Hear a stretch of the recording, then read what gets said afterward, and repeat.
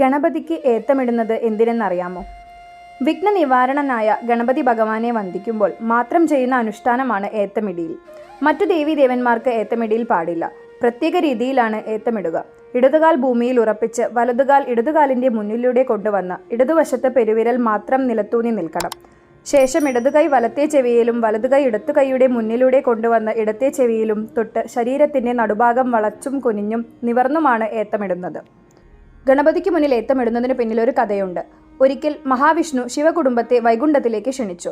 എല്ലാവരും സംസാരിച്ചു കൊണ്ടിരുന്നപ്പോൾ ഗണപതി ഭഗവാൻ വൈകുണ്ഠത്തിലൂടെ ചുറ്റിപ്പറ്റി നടന്നു. ഈ സമയത്ത് ഭഗവാന്റെ സുദർശന ചക്രം കാണാനിടയായി. എന്തു കണ്ടാലും വായിലിടുന്ന ഉണ്ണി ഗണപതി ചക്രായുധം വായിലിട്ടു വിഴുങ്ങാൻ ബുദ്ധിമുട്ട് തോന്നിയതുകൊണ്ട് വായിൽ തന്നെ വെച്ച് കളിച്ചുകൊണ്ടിരുന്നു.